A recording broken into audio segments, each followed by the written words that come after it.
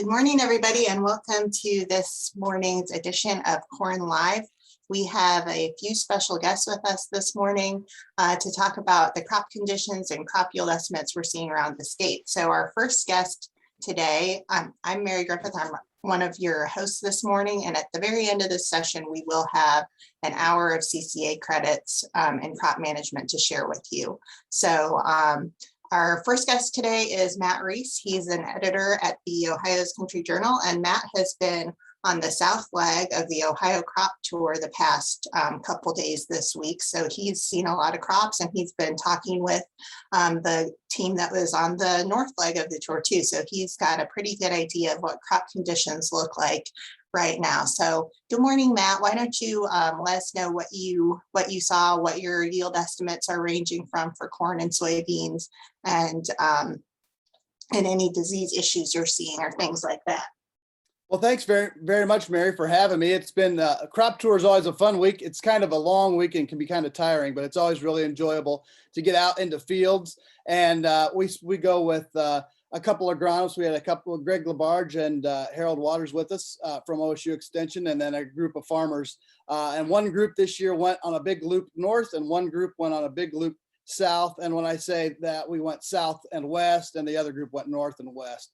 And it was very interesting. And quite frankly, on the south, we were a little surprised about what we saw and how dry things got. It's sort of been, and I've been perched here in Fairfield County for a lot of the growing season, and we've been getting really nice rains. And I know down to the south and Pickaway, they've been missing them in a few spots, and there's a few places starting to show up a little bit on the drought monitor around the state. So we knew that going in, but I was surprised as we got further west how dry things really were. The driest stop we found was in Montgomery County, and we found some significant cracks in the ground there. And I don't know if it's possible to pull up one of those photos from the south, from the Montgomery County stop that we went on the south leg.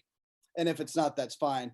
But we found some significant cracks there, and it was a real challenge. Right there, you can see that was pretty serious. And those beans were looked like a replant situation there. They were very short. You can see in the bottom picture there on the screen, those didn't hardly come up past your boot.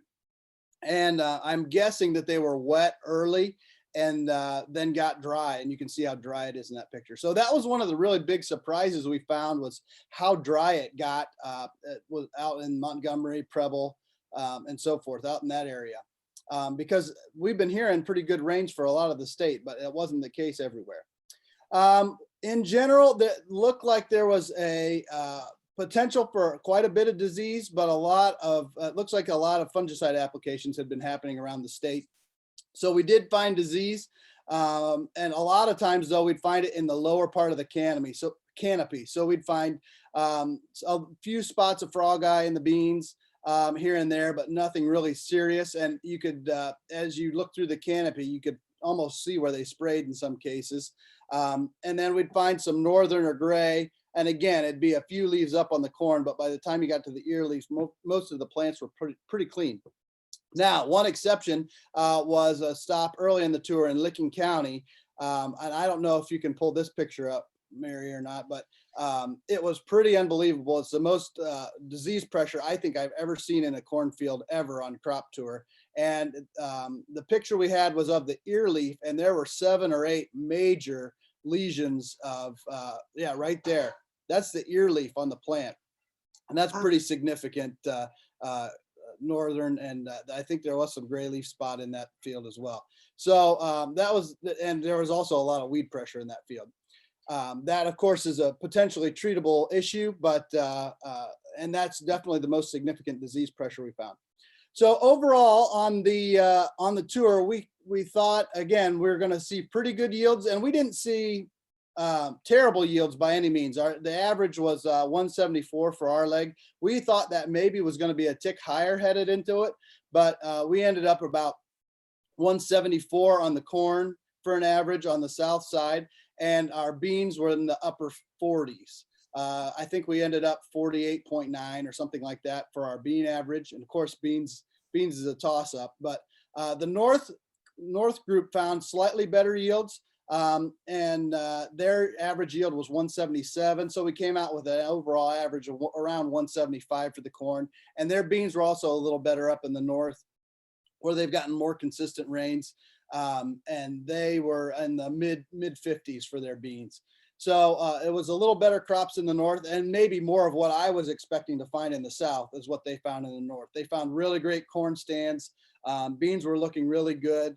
A lot of very consistent stands, a lot of tabletop corn. You know, when you look out across, there was a lot of that in the north, and it seems like they've had a little better growing season up further north. And again, that's more what I was expecting when we saw in the south, and that wasn't necessarily the case. So it was really interesting too. In the north, they found the same thing. There was the start and the potential for disease, but it looks like a lot more people have been working with fungicides this year and had it flown on. Of course, crop prices are good right now, so it can justify that application a little better. And I think we saw a lot of people step up and get fungicides out there on their crops to address those disease issues that, again, were in the bottom parts of the plant canopy, but you could tell they got them under control and addressed the issue. So. Thanks, Matt. I know Amanda and I were out yesterday in Madison and Champaign counties doing yield estimates that we're going to submit to Ohio Country Journal. And for your final summary, I'll put the link in the chat for anybody that still is interested in doing a yield estimate and submitting that to the final report for you guys. And agreed, we had some really clean fields. We do have Dr. Pierce Paul on here to talk a little bit about any late season disease pressure and how we should be thinking about managing that. But overall, it looks like crops are looking pretty good. So thinking about last year, Matt, I know we talked before the crop tour started, and you mentioned how close we were last year with our yield estimates. Do you want to share that here? Yeah, sure. So in the past, we've always done an in-person crop tour, and it's gone over the course of about 3 days. And it's pretty aggressive. Anybody that's been on the crop tour with us in the past knows that it's a really fun 3 days. It's really interesting, but by the end of it, you are tired of looking at corn. I think even some hardcore agronomists like Harold get tired of looking at corn after the 3 days, because we go to a lot of fields and do that. So this year, well, then last year, of course, we didn't have the in-person tour because we were unable to, and we did the virtual tour. And then the plan was to move back to the in-person tour this year. Well, we had such success with the virtual tour last year. We got a huge number of entries, and we thought we'd do a combination. So we shortened up the in-person tour. So this year total for in-person, we just went to 24 counties. And in the past, we've gone to 40 counties. So we're hoping to make up that difference with getting good responses from our virtual component of our tour. And so far, we've gotten a good number. I compiled the first batch of them yesterday, and there's many more that have come in since I compiled them yesterday. And so hopefully we can get good numbers. We've been getting good response from Extension and a number of farmers too. So last year, that virtual was successful because as we went back and looked at our numbers and what finally came out in USDA numbers in January, the beans were spot on. And we're never spot on with beans. In fact, years ago on the in-person one, we just gave up trying with beans because that you can't get a good handle. But the way for whatever reason, the way that the online virtual one is set up, we got really spot on bean numbers. And so we're going to try that again this year. So that's what we did it the same way in our in-person as we did with the virtual last year. So hopefully we get good bean numbers from that. And our corn also was right on. And the trick with the corn is you got to go out and do the yield sample. And then Harold Waters says, it's the Harold rule, I call it. You got to multiply by 0.9 at the end when you get the averages, so you get a good number. And when we did that with our numbers last year, our corn was within a bushel or so of the USDA numbers, and the beans was within a decimal point of the numbers from USDA. It was actually pretty amazing. So we'll see if we get that again this year. Maybe it was just lucky last year, and maybe it's because I wasn't running one of the legs of the tour that we actually got good yield numbers. So we'll see how that comes out this year. But if you do want to submit, our virtual tour is open through 6 o'clock today, and get out there and sample some fields, and you can go to ocj.com and there's instructions there on how to do it and submit. And it's fun to participate. And we're also giving away a $250 Visa gift card for your efforts. And worst case scenario, people should be out in their fields looking at things now anyway, in terms of disease, trying to make decisions on hybrids and so forth, and get out there, check out your crops, and maybe get a chance to win a Visa gift card, and get your results posted up at OCJ.com, and we can get your yields in there. Thanks, Matt. I put that link in the chat for anybody that still wants to submit a yield estimate. So we're going to move to a local report for yield estimate. So we have on here John Barker from Knox County, and John's done a few yield estimates the past few days that I have some pictures from. So that's what part of the state John's in. And here is the picture I have of your corn. So John, why don't you tell us about the corn conditions that you saw when you were out doing yield estimates this week? Well, thanks, Mary. Yeah, we went to 4 different cornfields, pulled 16 checks total, 4 in each field, kind of spread those out through the county, the northern half, the southern half, and then a couple there in the mid part of the county. And our corn yields ranged from, on those checks, average from 169 up to range from 169 up to 230. Did the same thing in soybeans. And we had pod counts there anywhere from 34 up to 95, guessing soybean yields somewhere in the low to mid 50s. All the fields really didn't see a lot of disease pressure over our way. Did see a little bit of insect beating, but nothing major. At least the fields that I was in were pretty clean as far as looking at weed pressure and that kind of stuff. I guess the thing that's important in Knox County this year was kind of the way our growing season's been. We started off early with what looked like it was going to be a fantastic growing season. We had a lot of field work done early. We actually had some beans planted on April 25th, and they look pretty good right now. But then, and I'm sure this is the same in other parts of the state, it got kind of ugly for a while. It got cold. We had 2 big pounding rains that came through, causing some crusting and some emergence problems in both no-till and till ground. Crops just weren't growing real fast. And then we had our annual slug invasion. We had several thousand acres that were treated for slugs. And between the crusting and the slugs, we had a fair amount of replanting going on.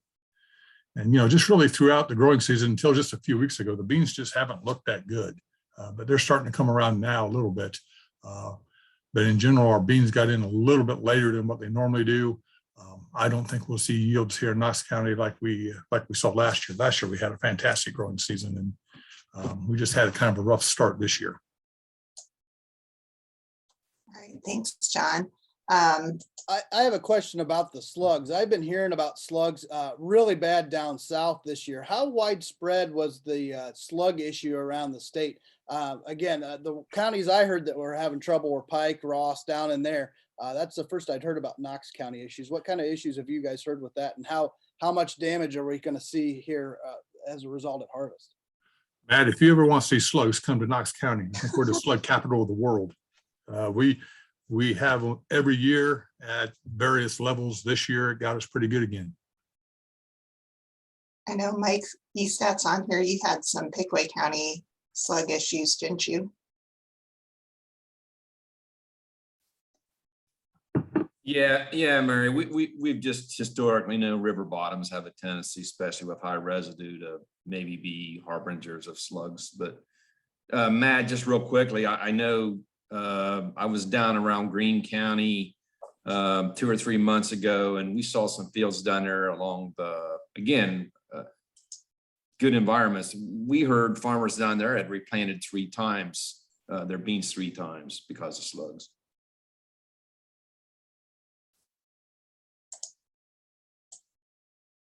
I know we had more, it seems like we had a little bit more slug issues longer in our season in Madison County because we had a little bit more moisture later in the season than we normally do. So. Matt, this is Chris Zeller in Tuscarawas County. And if John is the slug capital of the state, we're probably in second place. So I can take you to field most every year and we can find slugs. Well, Chris, I have your pictures pulled up next, so why don't you tell us about your yield estimates? We have Chris Soller here from Tuscarawas County, which is a little bit east of where we just were with John. And you've got some really nice looking corn, it looks like. We did. We went to 5 different locations, about 3 checks per location, and yields are looking at somewhere between 187 and 240 in that range there. We haven't had any really disease issues or any pest issues at all. Had a lot of corn that was planted late April. There were some concerns about that cold weather that came in at that period of time, but that corn is looking really good at this point. So we're hoping to, and then we've got a lot of variability with some of our dairies that have silage corn that isn't quite as far along. So we need some of these rains here in August to keep it moving and finish out that crop. Overall, it's been a really good growing season, had adequate moisture most of the time. We did have probably a couple weeks ago, 3 weeks ago, started showing some signs of dry weather, but we've had quite a bit of rain recently. And in fact, that was a bit of a challenge getting out and doing some of the estimates with the rain and lightning and such. So overall, it's been a pretty good year for us. All right, so let's take a look at, you've got some soybean pictures too. What were your pod counts like in soybeans? Ranged anywhere from about 35 to 72 total. Beans look really good. A little bit of leaf feeding on occasion, but nothing to be concerned about, nothing of any significance. And again, no disease issues to report there as well. Fields I was in, beans were at least 40 inches tall. So doing very well. Yeah, we were in some pretty tall beans too yesterday. All right, we've got Taylor on. Taylor Dill is our Darke County A&R extension educator, and Taylor's been out too doing yield checks. Are you there, Taylor? I'm here. Good morning, Mary. Good morning, Taylor. All right, so I got some pictures from Taylor. Tell us about your corn yields that you were seeing. So I did 4 fields of corn and I split them up by north and south. In the north end, my average was about 207, and in the south end, it was 198. And so our overall county average is 202 bushels, thereabout. Our lowest was 185, and that's in the south because we've just had so much more rain down here. The north has been getting like timely rains. Well, we've kind of just had bigger storms throughout the season. And I think my highest was in the north and it was about 240. So overall, I do think it's looking pretty good. A lot of our ears just looked great. One that I have a ear with me as well, but I'm optimistic about our corn.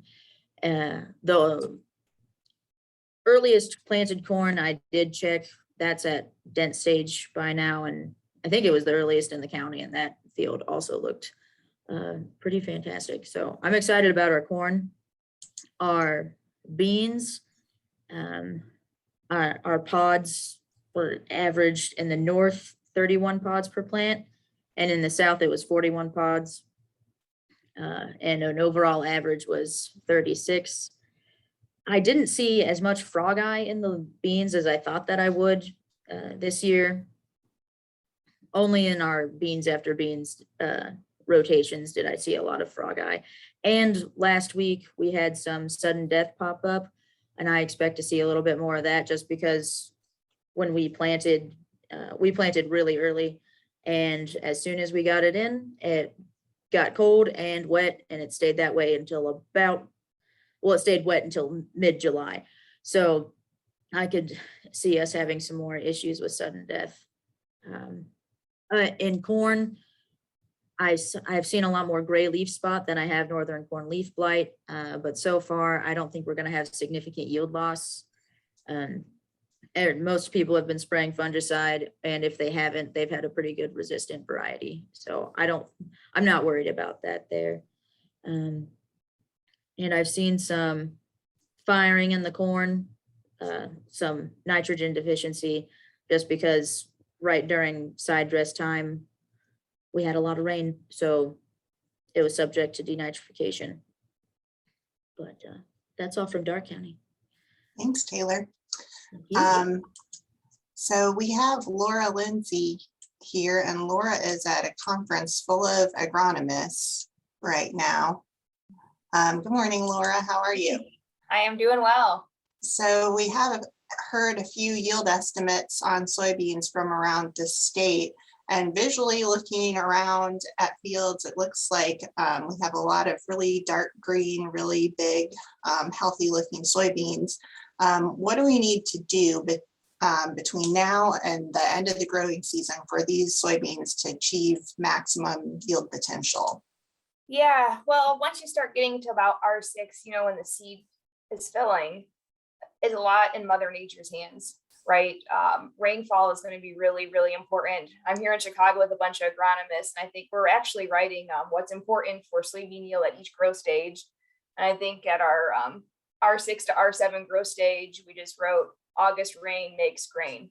So this August rain is going to be really important. But it's always a really good time to still scout your fields, to think about, what can you do next year as well.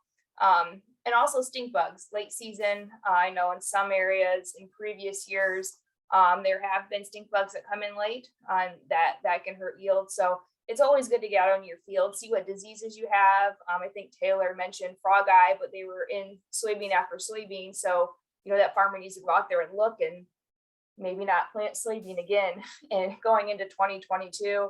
Or if you're seeing diseases, think about what variety you want to buy for 2022 and make sure it has that disease resistance package that you need for your farm. So it's still a good time to go out to the field, even though you can't really do a whole lot right now. So you've started to mention this, and everybody's kind of mentioned it. Our disease pressure in soybeans looks pretty low at this time. Is there any disease potential? Taylor mentioned sudden death, and I've seen a little bit of sudden death syndrome. Is there anything that could still be, with so much of the growing season left, to still influence soybean yield? Is there anything that we should really be looking out for disease-wise in soybeans? Yeah, I mean, in terms of management for right now, you have to really look at, the disease. And if you're going to spray anything late, really, really look at those labels and make sure you're not going to get in trouble with harvest. But I think it's mostly at this point, planning what you could do for next year and knowing what's in your field. All right. If you have any questions for Laura or anybody that's on, you can feel free to ask those in the Q&A. Pierce Paul is here too. Good morning, Pierce. Hi, good morning. Pierce is our corn and wheat pathologist at OSU. And we've heard a little bit about some disease pressure in corn. We saw the picture from Matt of the northern corn leaf blight. That was, he said, the worst disease pressure he's seen on the crop tour ever. And we've seen a little bit of the beginnings of gray leaf spot northern corn leaf blight pressure around the state, I would say, starting to pop up. So what is it that our growers need to be looking out for right now? And when do these diseases really become something that you need to do something about? Right, so my guys are driving around the state. I've got, my guys are going to 42 different cornfields across the state, looking for different things, looking for different diseases. And they've sent me reports very similar to what you guys have provided. In general, disease levels are low, but there are pockets. It's not uncommon. And Mike mentioned river bottom fields. There are some spots where we would expect, that's why we select some of these fields. We would expect there to be a little bit more disease. And there's some gray leaf spot, northern corn leaf blight. Northern corn leaf blight typically comes in at the top of the canopy. And that's why it's always so impressive when you see it. Those leaves are clearly leaves from the upper half or upper third of the canopy. And when it comes in that late, it's very distinctive, it's very impactful. If it's after R1, after pollination, most of the yield is probably made, even though you've got that much lesions on the leaf. And if the yield is made, then it's probably not going to impact yield that much, but it can take a little bit out of the test weight. So those would be my concern with late arriving northern corn leaf blight, especially if it gets to that level by R3, R4, when the dough is still not, it's still milky in there and still needs, healthy leaf and good weather to fill out the grain. We've seen a little bit of tar spot, well, more than I've seen in previous years. Tar spot was first reported in the state, I think, in 2018. And we've seen a little bit more tar spot this year than we've seen in previous years. And most importantly, in areas that we hadn't seen it before. Tar spot seems to be moving further east. Again, nothing that it's excessively severe to be a concern, but the fact that tar spot is moving, I know my colleagues out west, Indiana, Illinois, Iowa, if they see tar spot repeatedly, it's almost a given every year. It wasn't the case in Ohio, but I'm thinking we're getting to the point where that could be a concern. It's probably too late to do anything about it with fungicides, but that one can explode as we get towards the end of the season, and silage corn can take a hit if you've got high levels of tar spot. So that would be the one I'd ask people to keep your eyes on. Gray leaf spot, northern corn leaf blight, you're probably out of the woods already, even though there's considerable variation across the state in terms of growth stage. Most of the fields would have already pollinated and reached R3, R4. So those are likely to have less of an impact. Tar spot can probably impact grain silage quality and silage yield. I've seen a couple of samples of southern rust as well. That's another one to be concerned about.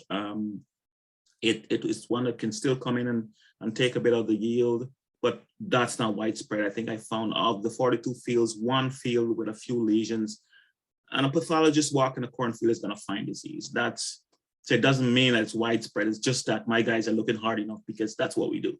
So don't be overly concerned about anything, but keep walking fields and keep looking for diseases. So I know last year it seems like the biggest issue as far as corn diseases that we're still hearing about is Gibberella ear rot and vomitoxin in corn. So this year, what is the potential for us to see Gibberella ear rot? What should we be looking out for this year? Mm-hmm. So I understand people's concern about potentially having problems with Gib this year. And right off the bat, post-silking conditions this year are quite different from those last year. Again, pockets here and there, but in general, I don't expect to see as widespread Gibberella ear rot problems like we see, or severe Gibberella ear rot problems like we saw last year, because the post-silking conditions this year are quite different from those we had last year. It's not been as wet, it's not been as humid, it's not been as wet for extended period, and those are the conditions that drive Gibberella ear rot. Part of what we're doing with my postdocs driving around the state is to validate some Gibberella ear rot risk assessment models we've developed.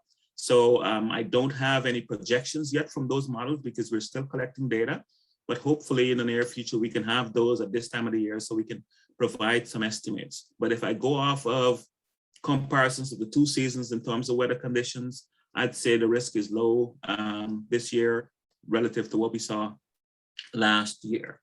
I always encourage folks, for those of you who had problems last year, hopefully you stayed away from those hybrids because that's one of the factors we don't control. We're not always sure which hybrids are susceptible. We work with what we got in terms of weather conditions, but it's a head start if you actually stayed away from those bad hybrids last year.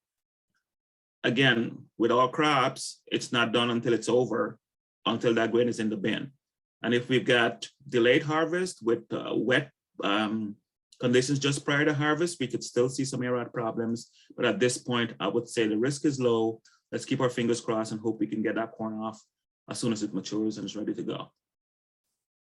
Thanks, Pierce. So it sounds like for soybeans, we're praying for more rain so that we can have the higher yields. And for corn, we're hoping that we don't get too much rain because we don't want the Gibberella ear rot. We got to find a balance out there.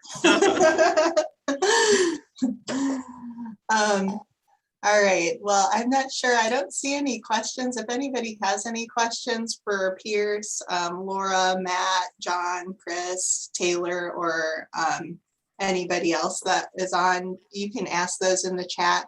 We do have, I'll ask Matt one more time to put a plug in for the crop tour yield estimates. We have until 6 tonight to take yield estimates. They have a nice little video if you're not totally sure how to take a yield estimate. They have a nice little video on that link in the chat. Yeah, it is a nice video, except it's done by Bart Johnson, so that's a rough customer, but he does a good job given the basics of how to do it. And one thing I did when you guys were talking about SDS, we did see that starting to show up, and I forgot to mention that in my initial comments. But it was again showing up in those where the fields were stressed from the dry weather. That's where we saw. I don't know if those two are connected or not. But it was definitely showing up more in those drier fields that were a little more stressed. And I don't know if that's a trend that's normal or just happened to be the case there. What do you guys, is there a connection there between those things? Laura, do you know if that's a driver? We need to get our plant pathologist on these calls, and our new soybean plant pathologist. I'm a poor agronomist here. I know soybean sudden death, there's connections with early planting, and I've heard that. But I've also heard my colleagues say it's better still to plant early because you get yield from earlier planting to offset if you do get any of the sudden death. Dry weather, I'm not quite sure how that plays a role or not, but I'll put an advertisement in. We do have a new plant pathologist to replace Andorans, and he has arrived in Columbus, and so he will be around soon, which will be great. So your corn and wheat pathologist, who's dangerous as a soybean pathologist, can endorse what Laura just said. So blame both of us. Yeah. Well, we definitely did see that show up in the western part of the state and in some of those drier fields. But yeah, there is, I've got my work cut out for me. I just checked a minute ago and I've got a bunch of submissions and I got to get through and summarize and get up there on the website. We just put the first batch up this morning for the virtual tour, and there's going to be a whole bunch more added here in the next few hours. And then what we're going to do is we're going to go through and compile everything that was submitted virtually, and we're going to go through and compile everything that was we did in person, and then come out with a final yield number. And boy, you guys had some beautiful ears of corn in those pictures you were showing. My gosh, that corn over east and then over at Dark County west, boy, that was beautiful corn. We found some like that. One other thing I will say is often we find a few fields that are completely disastrous, and we didn't necessarily find any total disasters. That the lowest yielding field we found was averaged out at 145, which is not great, but it's not a total disaster. And that was in that really weedy, diseased field in Licking County. But we found some big yields too out there, especially where there's places where they've just gotten beautiful rains and things look really good. And so I guess we didn't find any of the 95, 85 bushel kind of yields, which we have found in most years. Usually we find one or two of those, and we did not see that this year. So that low end is maybe not going to be as prevalent as in some years, but also the super high end wasn't there quite either. So it'll be interesting to see. But yeah, keep sending those results in, because I have my afternoon cleared out. I'm ready to start entering results. Yeah, that's interesting. You mentioned that. Amanda and I were saying that, you know, there's really not a lot of variability. It's almost a little boring. We didn't have any, as far as there was none of those disastrous fields. We didn't have a lot of really ugly ears or anything. Crop tour is never boring. That's true. Yeah, Matt, I'm just having a kind of a text discussion with a couple of farmers here in my county, and you know, we've missed these rains the last couple of days, and it got really hot yesterday, and it's going to be hot again today. But we've got a huge amount of corn that right now looks great, but the tip back potential, if we don't get a substantial rain here this weekend, is going to be bad. We're going to take about 190 corn down to probably 150 real quick, you know, with just the tip back. So it sounds like we'll have a lot more numbers to add to your report, Matt. So by the end of the day, we will have some pretty different numbers to look at potentially. I I had another question too. We were finding soybean plants where it looked like the bottom pods on the plant were kind of shriveling up and not going to fill. I don't know if that's due to dry conditions or a disease issue, or what the situation was with that. Well, we found that again in several fields there towards the end of the tour, and weren't quite sure what to make of that. And I don't know if that's a result of dry conditions or stress or what that was. Just a normal thing that sometimes that happens on the bottom of the plant. I think the answer is yes. Yes to all, potentially. And we've talked about that a lot here in Chicago is, pod abortion is natural and it happens a lot. You want to retain pods because that's where the seed can go. But in the grand scheme of things, it's really the number of seeds, not even per pod, but the number of seeds per unit area in the field. And then the seed size at the end. So pod abortion is normal. Especially if that bottom part, if you have a big canopy and the bottom part of the plant can get shaded, that can cause it as well. We have a question for Pierce, but it's about insecticides. So this might really be a question for someone that's not on the call. But Pierce, if you're still there, the question is, have you looked at any corn trials with newer in-furrow insecticides at planting this year? No, I have not. In the past, Andy and I have looked at insecticides jointly with fungicides because of some of those in-furrow programs, but I have not looked at any insecticides. I typically don't. We have another question for you about if you can speak to the yield impacts that tar spot has had in corn in some of the other states. Right. Illinois is probably the state that's been impacted the most. Well, in addition to the fact that they've done the most yield impact research as well. So it coincides. On the more resistant varieties, I've heard Nate, my former colleague from University of Illinois, talking about 30, 40, 50% reduction in yield if it comes in early. In other words, if tar spot hit those plants before or at the silking growth stage when pollination is taking place, and the conditions are right in the field, then you can have significant reduction in yield. So it does impact yield significantly. And most of those fields were planted with susceptible materials in order for them to evaluate the yield impact. But if you've got materials that are more resistant, then the yield impact is less severe. So it's two things: susceptible variety, right weather conditions, and the disease coming in early. If it comes in late, it actually does affect silage quality as well.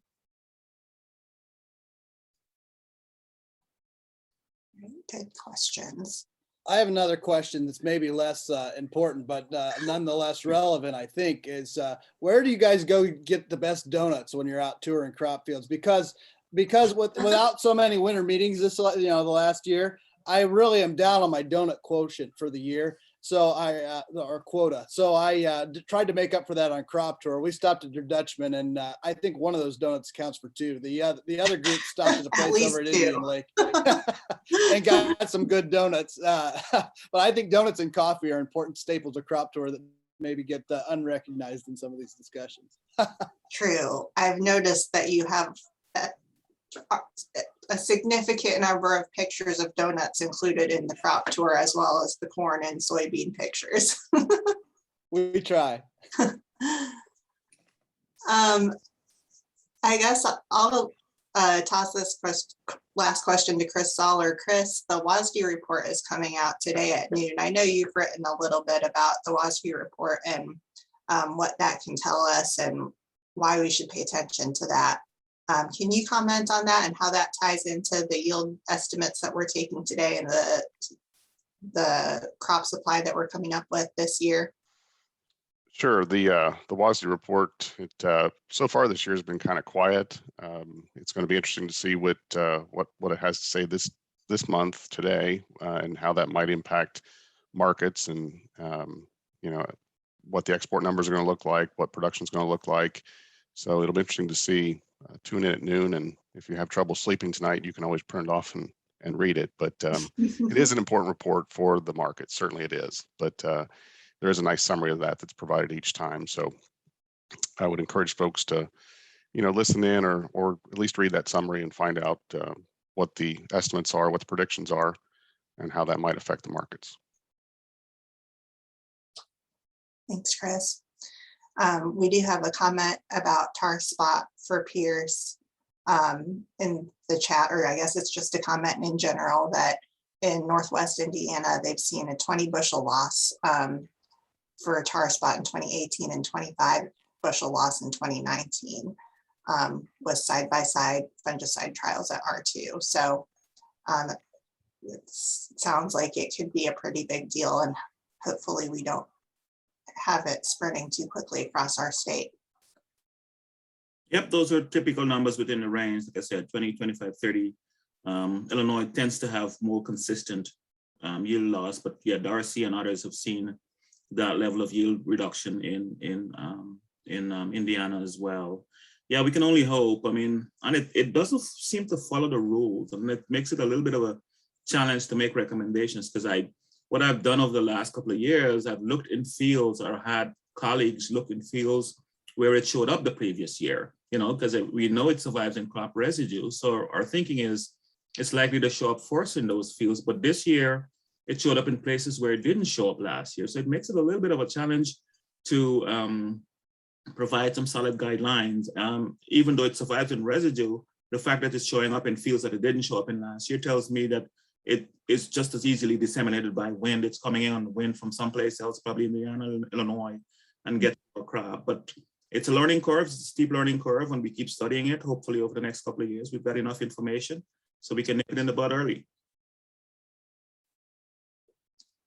Well, thanks, Pierce, and thanks to all of you for joining this morning. It's nice to talk with all of you, and I'm still having to go in and submit my yield estimates to Matt, so you have at least 5 more fields that are coming towards you from Madison County. I'm excited. Amanda and I were almost wondering if we were doing our yield estimates right, because we were like, these yields seem pretty high. Got to multiply by the Herald 0.9 is the way to go. That's right. I wasn't. Don't do that before you send them to me, because then I'm going to do it at the end. Okay, I won't.